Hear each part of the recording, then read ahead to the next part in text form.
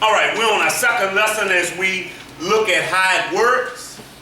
Last week we looked at the first part where it says, rarely have we seen a person fail who has thoroughly followed our path. Those who do not recover are people who cannot or will not give themselves to this simple program.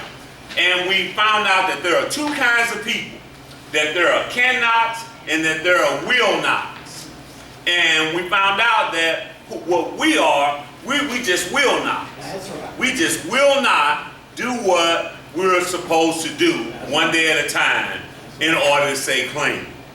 And so this week we're going to move on down the list. Let me get it straight here. I may need you. No, I got it. All right.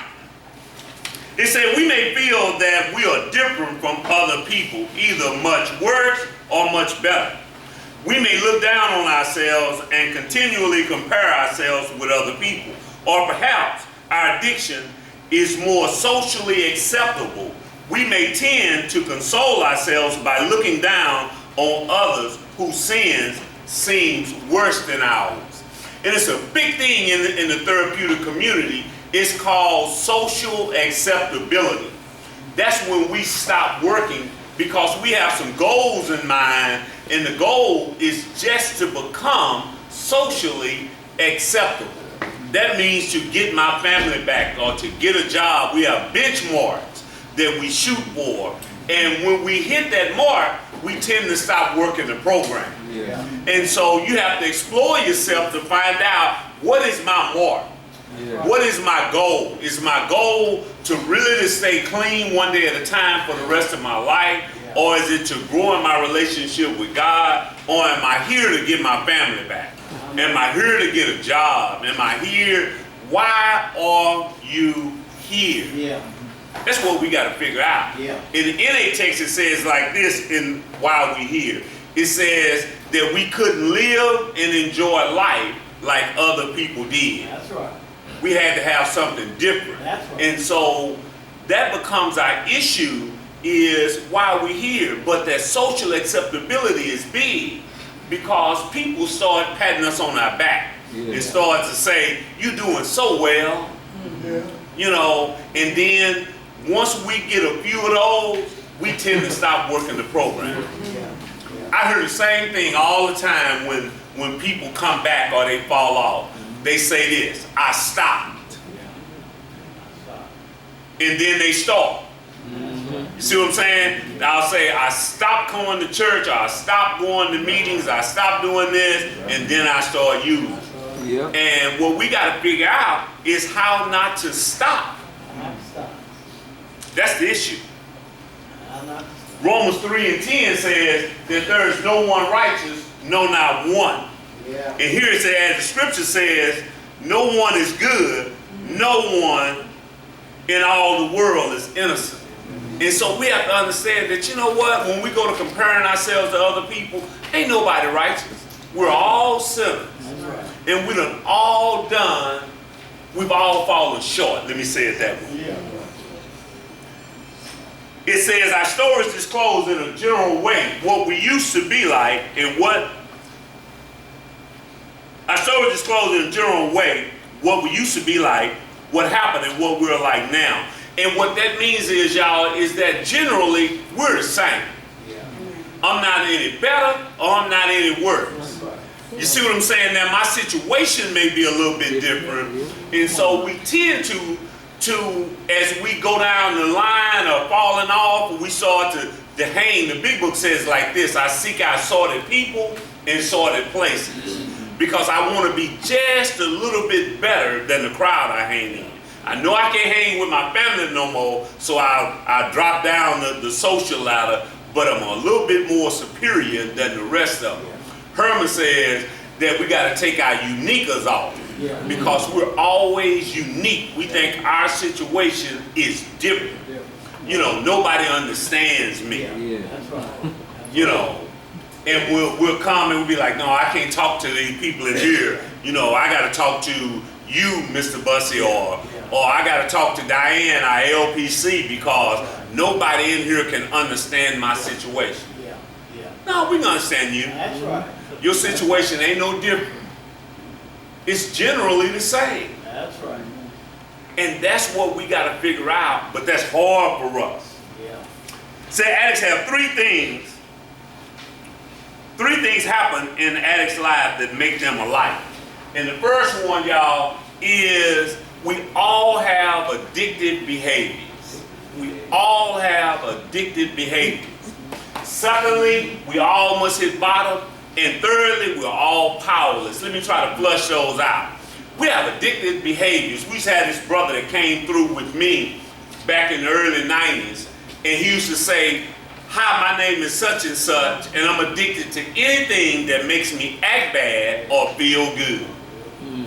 I'm addicted to anything that makes me act bad or feel good. We have addictive behaviors.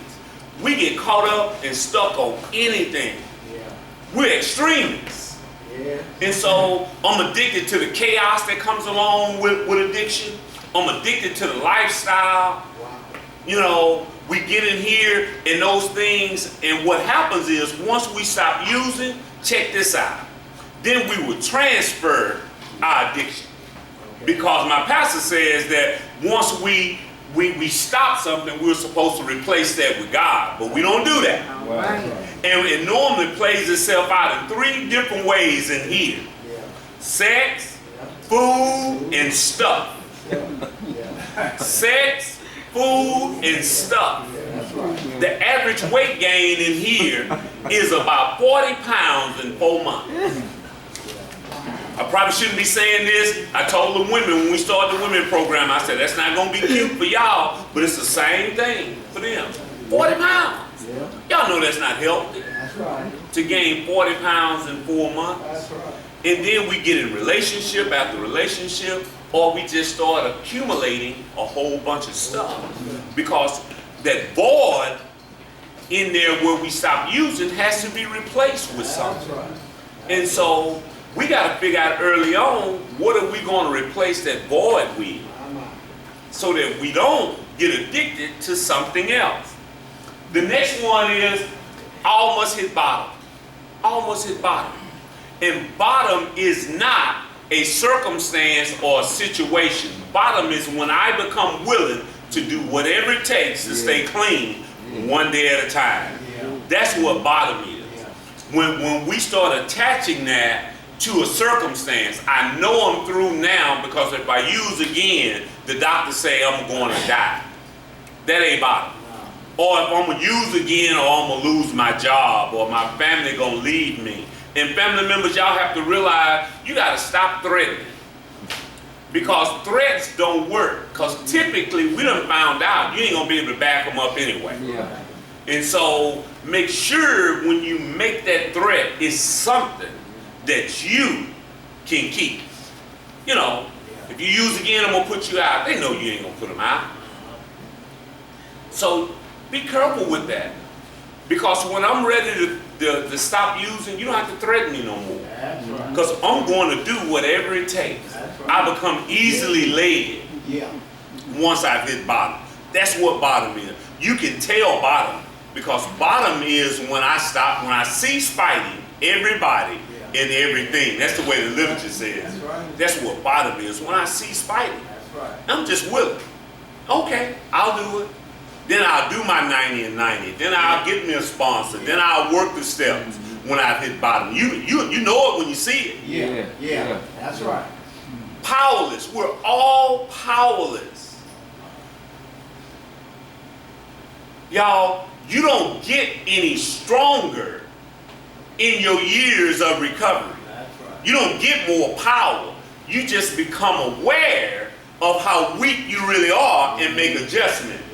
See, we think that once I've been clean for 6 months, I am more powerful than I was. No, you're just more aware of your weaknesses. That's what happens, y'all. I'm no more stronger today than I was when I came in here. If I go around people drinking and smoking crack today, I use today at 24 years just like I did at 1 month. I just have a little more wisdom to keep myself out of those positions. Yeah. You see what I'm saying? That's what it is.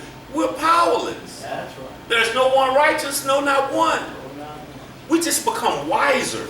Now, we have a hard time with the word powerless. Yeah. We struggle with that. That's why we can't get step one. Step one said we admitted that we were powerless and our life has become unmanageable. We don't like that because that's defeat. Yeah. The 12 by 12 says it like this: practically no one likes to admit complete defeat. Yeah. Our every natural instinct cries out against Yeah. the state of personal powerlessness. That's right. It goes against everything in me. That's right. You know, I always use this scenario. You remember when you were little and you played the game Uncle? Oh, yeah. Oh, yeah. You know, and somebody gets you down and they say Uncle. You know, or say I give. Yeah. But we're the people, we'll say Uncle or we'll say give, but we looking for a stick or a rock. Because really what we want you to do is to let us up, right? Because I'm going to get you. That's what I'm thinking. I'm going to say whatever you want me to say.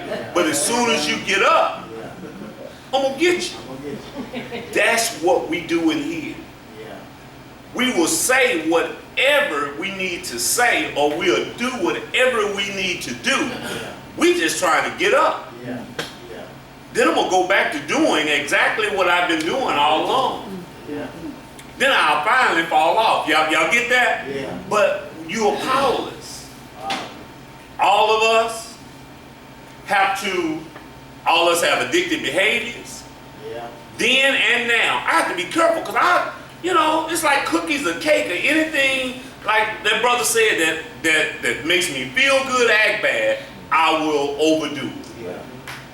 Then I got to understand what bottom is. Bottom is just when I'm willing. Yeah. And then I am powerless. Yeah. I'm powerless then, I'm powerless now. But what I have is a choice. That's what I didn't have. Yeah. I have a choice. That's the power that the programming God gives me. That's I right. have a choice today. That's right. I used to didn't have a choice. Yeah. Because when that obsession came, I went out and used. But today, I got a choice whether I use or not. That's what we get in the fellowship. It's just a choice. Oh. And we got to get all right with that. That makes sense? Yes, sir. Yeah. It's the choice that we get. This on y'all paper, it's not on here. My administrative assistant put it, but that it is 1 Timothy 1 and 19. It says, cling tightly to your faith in Christ and always keep your conscience clear, doing what you know is right. For some people have deliberately done what they know was wrong. It isn't surprisingly, soon they lost their faith in Christ after defying God like that. Wow. Wow. See, we talked about last week in James 4 and 17, and it just says, for those of us that know what is right to do and fail to do it, for us that's sin. And so here it's saying we cling tightly to our faith, always keeping our conscience clear. What we got to do is do what we know is right, y'all, so our conscience will be clear. You know, because what's done in the dark will be seen in the light, right? That's right. And we got to learn to start living an authentic life. Yeah. I got 18 months clean the first time, and then I fell off. After 18 months, I thought I was through. But while I fell off, I was 3 different people. I was 3 different people. I was one person in church. Yeah. I was one person when I went to meetings. And then I was another person when I got with my fellas. Yeah. And neither one of those guys were the same in no regard. I learned how to play the game. And my conscience wasn't clear. And so finally that caught up with me, and I learned that I'm going to have to be one person. That's right. You know, whether I'm with my friends, I'm the same person. Yeah. Whether I'm at church, I'm the same person. That's right. Whether I'm in the meetings, I'm the same person. That's right. You know, and I had to learn how to live an authentic life. Y'all with me? Oh, yeah. And that's what happens to us, y'all. We become so many different people, we become confused. I did. Because I was going to church. I was teaching Sunday school. I was going out on the witnessing committee. You see what I'm saying? I was going to brotherhood. I was singing in the choir. I was doing all of the things that I was supposed to do in church. Then I was leading meetings. I had a sponsor. I was working the steps. But when I left them places, I was still lying to the girlfriend I had. I was still going places I didn't have no business. See, what none of that lining up. What nothing I learned in church affecting the way I lived when I left. You know, what nothing I was doing in the meetings affecting what I, see what I'm saying? But when I was at church, I was that dude. Yeah. I was that dude. When I went to meetings, I was teaching the meetings. I knew the literature, but I was somebody else when I left. You know? And I see that a lot around here with people. Y'all have multiple personalities too. Y'all are 2 or 3 different people too. That's right. You might better try to be one. Yeah. That makes sense? Yes, sir. And learn to be all right with it. And so I learned how to like me. Yeah. And what the issue was, y'all, I didn't know me. And the person who I thought I was, I didn't like. That makes sense? Yeah. And that's what y'all have to learn how to do. You have to learn how to like you. Yeah. Yeah. Wow. I'm gonna get this right in a minute. Maybe I need your help, Levi. You keep going.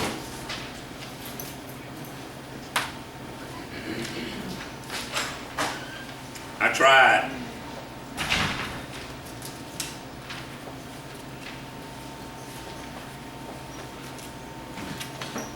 It says in the big book, if you've decided you want what we have and are willing to go to any length to get it, then you're ready to take certain steps. If you have decided you want what we have and are ready to go to any length to get it, then you're ready to take some steps. See, I got to make a decision, y'all.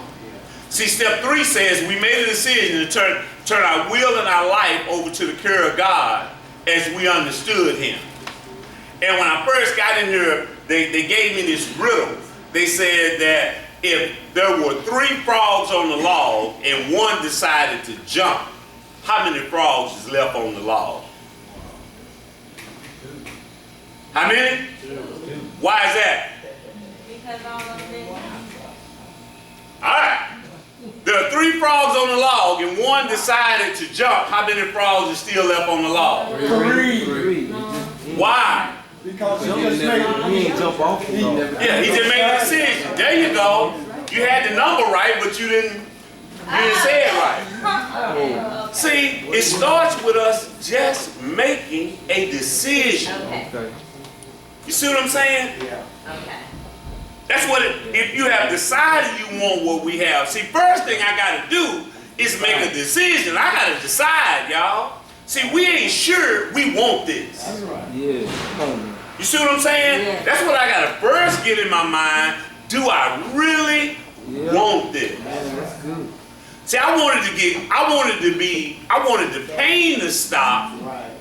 I didn't necessarily want to be no Christian like y'all was telling me to be. I didn't really want to live like y'all people wanted me to live. I just wanted the pain to stop. Yeah. You know, I wanted to stop going to jail. I wanted to stop sleeping outside. I wanted to stop all of that. But I didn't want the rest of this stuff. So I had to understand that if I want this, I can't take some of it. I got to take all of it. You see what I'm saying? I take all of this. And so it takes y'all family members, some of them, y'all, they haven't decided yet. They just want the pain to stop. Yeah. And you can tell. You can tell. See, because you'll cease fighting. Yeah. Then you become willing to go to any length to get it. Next week we'll talk about that some of these we bought. We thought we could find the easiest off the way. Yeah. See, that balking means some of these we stop. You know, like you tell somebody, all right, they say, well, can I have this, or will you let me do this? You say, yeah, but you're going to have to do this, this, and this. And they say, oh, no, I don't even want it then. Yeah. We all had that, right? Yeah, yes. You know, they ask you something, but when you put up the circumstances in which they have to, and the things they have to do in order to get it, they say, you know what, I don't want it that bad. Yeah. You know, ladies, like, you know, we'd be saying, oh, hey, can I get your phone number? And then you say, okay, now be with me. You're going to have to work. You're going to have to be faithful. You're going to have to be, we'd be like, oh, no, you know, I'm not going to go through all that. You know, I want to talk to you sometime. Like, hey, you know, when my wife told me, you know, all of her standards, I said, hey, well, we'll just be friends. That sister told me, brother, I got enough friends. You know, I said, so you don't want to be my friend? She said, no, I don't want to be your friend. I got right, you know, because I thought she was going to play with me and compromise, and, you know, 'cause I didn't want to rise up to no standard. Right. I just wanted to hang out. Yeah. Yeah. And that's the way we do this program. We don't want to rise up to no standard. We don't want to go to any length. I just want the pain to stop. And like we said last week, God is not into social promotion. Amen. Social promotion is if I can just be nice enough and sweet enough, and then, you know, they take us to the next grade. You know, back when I was in school, they had this thing called, they had social promotion. You know, I come to class and the teacher would just tell me, boy, you drunk. Just go in there and put your head down on the desk, and, you know, and just be quiet. Just come to class, we're going to let you make it. That later caught up with me. And we think that God is like that. That we just be nice, or we just try a little bit, He will relieve us from this burden. That's why we've been struggling with this thing called addiction for 20 years. Now, you're gonna pass this test, or you're going to stay there. God is a merciful God, but He don't do social promotion. Y'all got it? See, we think that means that He's not merciful. So in order for God to be a merciful God, He has to deliver us the way that we want to be delivered. And let me say something about deliverance. I believe in my heart, I believe wholeheartedly that God can deliver me from addiction. I believe wholeheartedly in that. But guess what? Jesus did not save everybody. That's right. When He was on His 33 years on earth, He didn't deliver everybody, y'all. Right. He didn't heal everybody. That's right. He didn't heal everybody the way they wanted to be delivered. That's right. He didn't. I used to say, God, just take this taste from my mouth. Deliver me from this. And it didn't happen. Yeah. And finally, I got in my spirit, y'all, that you know what? He can't trust me with deliverance. Not the kind I wanted. You know how I know? Because every time He would relieve that from me, I would go back and do what I was doing. You see what I'm saying? You know, I said, oh Lord, if you get me out of this one, I'm going to serve you. And finally, He's like, no, you ain't.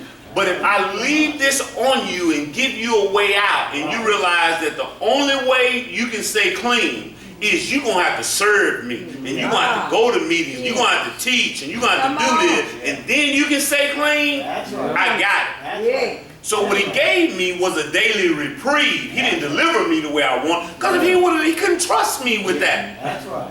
And some of the rest of y'all can't be trusted with the kind of deliverance that you want. That's right. You done proved that, because every time you go to jail or you get in a situation, you stop. As soon as you get out, you go back and do exactly what you were doing. That proves you can't be trusted with that. Yeah. Now, there are some people that can be trusted. Yeah. I can't speak for God, but obviously it's not you, because every time you done got a way out, you went right back to doing what you was doing. right. But what if you're like me and God is saying, you know what, I will bless you, but you're going to have to serve me. Yeah. And you're going to have to go to some meetings. Yeah. Would that be enough for you? My. It's easy to say now, Yeah. but we'll see when you get out. Yeah. See if you show up at somebody's local congregation. Yeah. See if you go and help somebody else. See if you go to meetings. Yeah. Because that may be your only way out. That was mine. I got 24 years clean. I show up Yeah. and I be excited. That's why I said, and I am excited. Yeah. Because I don't let that excitement leave, because I know this is my only way I can stay clean. That's right. And as Paul said, I don't count it as robbery. Yeah. You see, we think that there is a second class deliverance. No, deliverance is deliverance. Deliverance. Yeah. That's us that puts classes on deliverance. You know, those ones that God take the taste out of their mouth and they don't have to go to no meetings and they don't have to do nothing. That's first class deliverance. My. If you got to go to meetings and all that stuff like me, you way back there and coach. My. No, I'm clean. I got 24 years clean. Yeah, that's first class. God has been good to me. But I got to do some things because he couldn't trust me. That's right. Because I ain't going to serve unless. And he all right with that. Yeah. He ain't mad at me. That's right. He know me. I'm his child. Yeah. He know you too. You know, we all done prayed them dope fiend prayers that we ain't kept, right? Lord, if you get me out of this one, I'm gonna do this and I'm gonna do that. I don't play the lottery, but some of y'all do. You know, it's the same lottery prayer y'all pray. Yeah. Every time it get real big, and you say, Lord, if I win this $207 million, I'm gonna give this to the church, and I'm gonna do this, and I'm gonna do that, and you wake up the next day and you didn't win. You know you weren't gonna do all that stuff. Yeah. But we play that game, don't we? Yeah. You know, I don't gamble because I got addictive behavior. Yeah. You know, when scratch outs first came out, I started buying them, and before I know it, I was buying 7, 8, 9, 10 of them. I said, I'm gonna stop this. I never did win no money, Yeah. but I would buy them, and I figured out that, you know what, gambling ain't for me. That's right. Because I'm gonna leave my drug addiction and go into a gambling addiction. Yeah. So I don't play the lottery, I don't buy no scratch out. And some of y'all do, I ain't saying there's nothing wrong with it, I'm just saying it don't fit I'm not making a moral thing. I'm just saying I seen myself spending more money than I needed to spend, so I stopped. Yeah. I'm not judging. Because if I could do it and not spend all my money, I buy it. I be tempted. Yeah.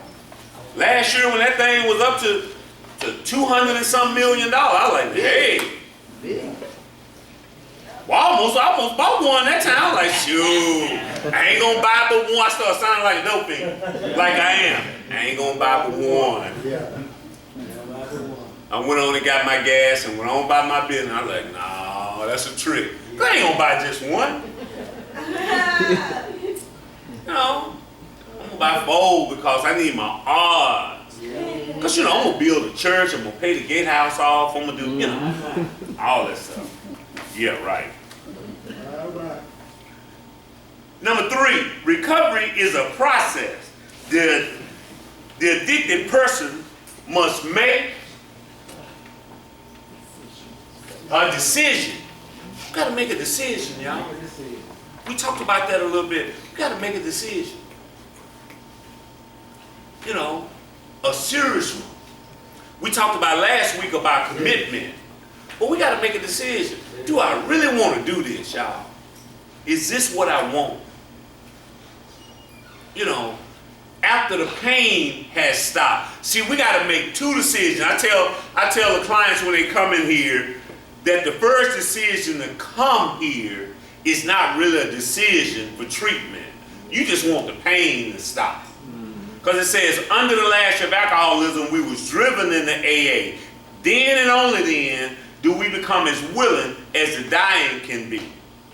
And so the first decision I make when I come here, I'm just making the decision for the pain to stop. But once my mind is clear, then I got to make a clear-headed decision that I want this thing. You see what I'm saying? When I got some choices. And when life has gotten better. We're almost through. Number 4, recovery is based on attraction rather than promotion, it said. This thing's about attraction. What that mean? See, we are people that need to see what this thing is going to look like. Stephen Covey wrote this book a long time ago, about 20-some years ago, called The 7 Habits of Highly Effective People. And the first habit, he said, was begin with the end in mind. And so that's why it's so important that we have brothers like Brother Sturkey and Herman so that we can kind of see what this thing look like. Because it's about attraction. You know, you can't just tell me a whole bunch of stuff and I go by it. I need to see it. Yeah. You know, I need to see him with his wife. I need to see him with his kid. Because it's about attraction. Then I become attracted to that. And for those of us in recovery and those of us who are Christians, we got to do a better job of making recovery look more attractive. We got to do a better job of making following Christ look more attractive. You know, in the Mosaic Law, when the people fast, they will walk around looking pious and superior because they wanted everybody to know that they were denying themselves and they were fasting. You know, it was a point of pride. We do that as Christians sometimes. You know, we become real pious and we don't become all that attractive. You know, those of us in recovery, we got to share. That's why I ask everybody when they come back around, I said, man, are you enjoying life? And most times they tell me, yeah. I said, are you sharing that with somebody? It's not bragging, but I got to come back around and share the fun that I'm having being clean. So that the new person can hear that and see that, because the main thing that kept me from getting clean was I didn't think you could have fun being clean. You know, because the only thing I could focus on was the things that I couldn't do. I can't get high, I can't go to the party, I can't drink, and that was the only thing that was on my mind. Not what I could do, but the things that I couldn't do. And then I finally seen some brothers who was doing some things and they were having fun, and I said, oh, okay, so you can have fun being clean. You know, I had to figure that out because sometimes we don't make recovery look all that fun. Because we only come around and share when we are having a hard time. But we don't come back around and say, man, wow, man, I went fishing, or, you know, me and my wife done this, I'm buying me a home, I'm going to school. It's about attraction. It's about attraction. So we got to share it with some people. We have one brother now that he's working, and I gave him an assignment. I said, man, you got to do one fun thing a week and come back here and share it with somebody, almost make you run the hill. So, because I want him to do, because I'm seeing him getting caught up in work, and he's doing real good on his job, but he ain't having no time to have no fun. I'm like, nah, partner, you're going to go to the aquarium, you're going to go to a game, you're going to go to a movie, you're going to do something once a week, you know. Now that's tough to be punished because you got to go do something fun, right? But we get so caught up, we forget to have fun. And we need to let somebody else know what we're doing so they understand. Because this thing is about attraction. It makes sense? It's about attraction. Number 5, the recovering addict must make recovery a priority. It's a priority. Yeah. We say it like this right here.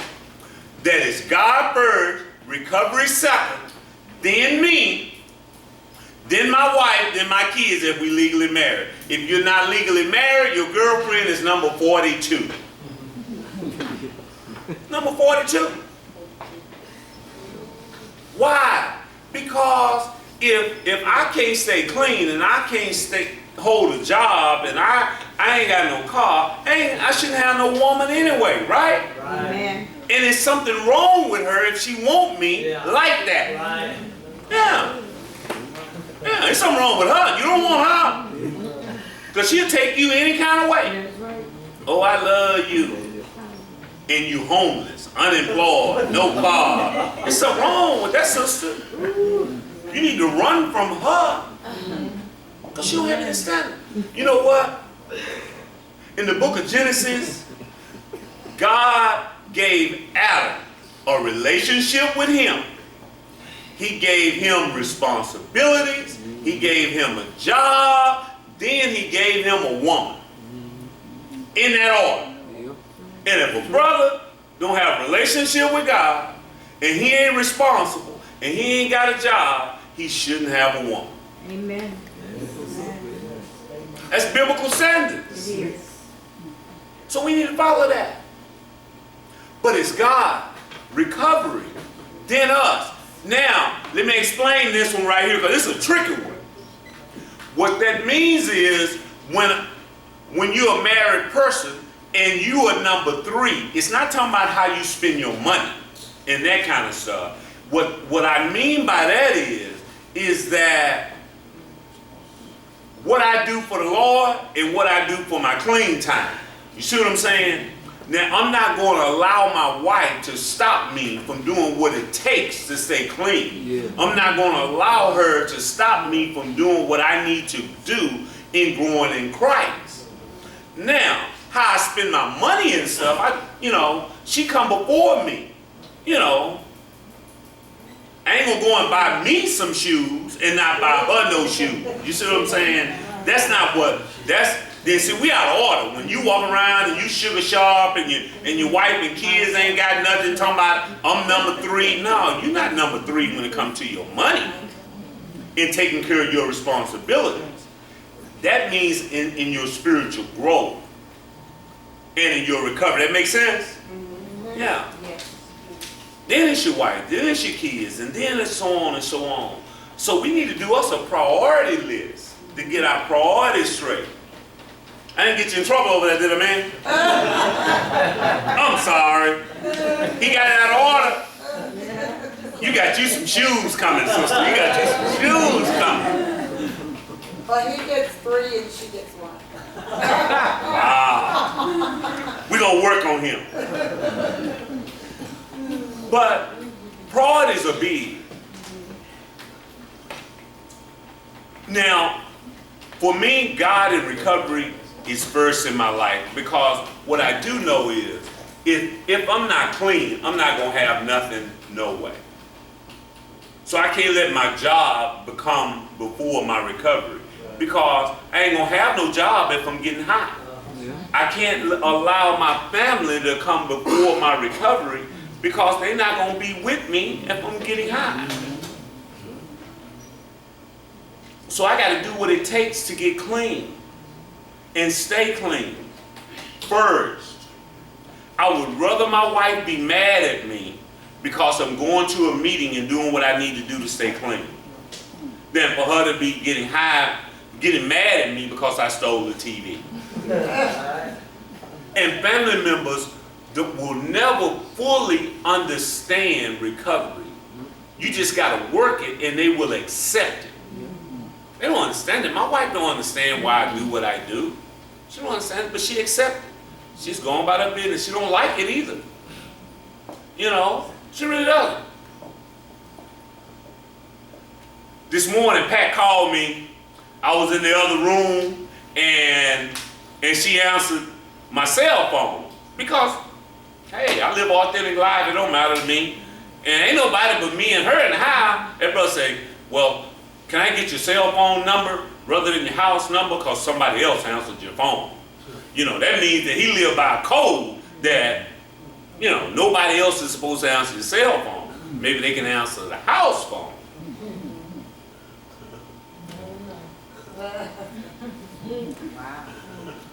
Because he ain't been living an authentic life. He one of them brothers that put his phone in a plastic bag and take it to the shower.